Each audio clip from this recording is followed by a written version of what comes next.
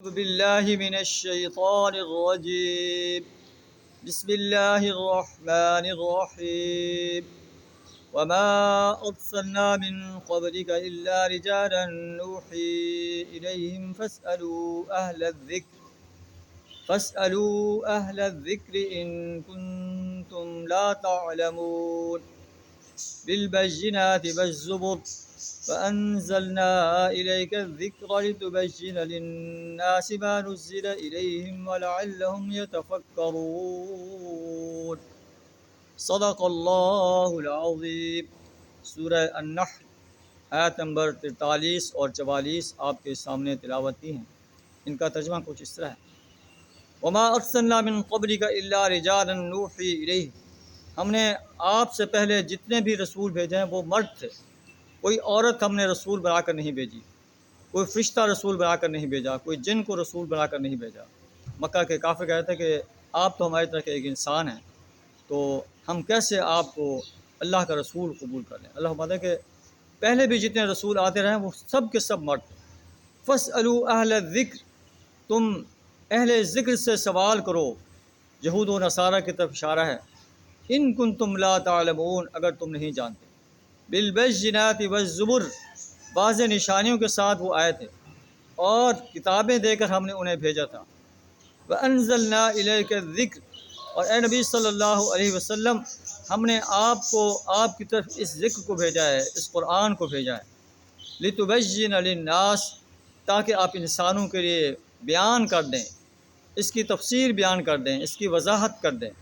ما نزل الیہم، جو کچھ ان کی طرف نازل کیا گیا ہے. وَلَعَلَّهُمْ يَتَفَكَّرُونَ، اور تاکہ یہ لوگ غور و فکر کریں. تو قرآن انسانیت کے لیے تدبر اور تفکر کے لیے آیا ہے، تذکر کے لیے آیا ہے. اور قرآن جن پر نازل کیا گیا ہے، جن کو رسول بنا کر بھیجا گیا ہے، وہ تمام کے تمام جو ہے لوگ مرد تھے. اللہ جو ہے انہیں مرد قرار دیتا ہے، رجالن قرار دیتا ہے. قریش مکہ کے اس بات کو نگیٹ کر رہا ہے کہ مرد جو ہے وہ رسول نہیں ہو سکتا. پھر اللہ فرماتا ہے کہ اے نبی صلی اللہ علیہ وسلم ہم نے آپ کی طرف ذکر نازل کیا ہے، قرآن نازل کیا ہے، تاکہ آپ اس قرآن کو مفصل انداز سے انسانیت کے سامنے بیان کر دیں. تو معلوم ہوا کہ نبی صلی اللہ علیہ وسلم کی بیان کی ہوئی تفصیل وہ ہمارے لیے حجت ہے. اور جو لوگ اپنی رائے سے قرآن کی تفسیر بیان کرتے ہیں وہ اس کو قرآن نگیٹ کرتا ہے. تفسیر وہی جو ہے قبول کی جائے گی جس کی وضاحت اللہ کے رسول صلی اللہ علیہ وسلم نے اللہ کے حکم سے کی.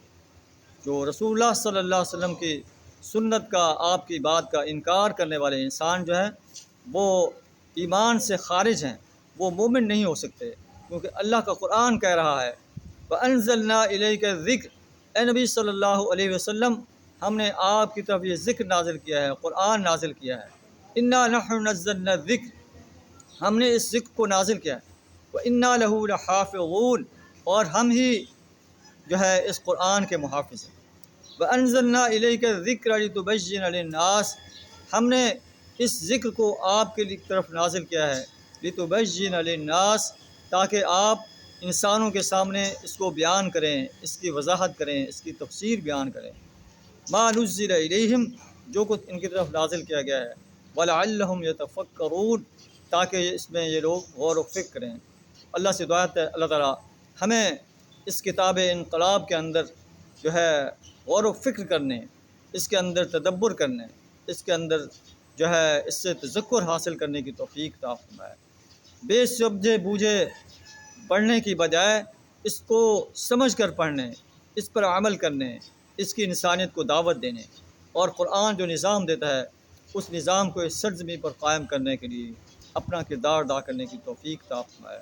وآخر دعوانا الحمد للہ رب العالمین.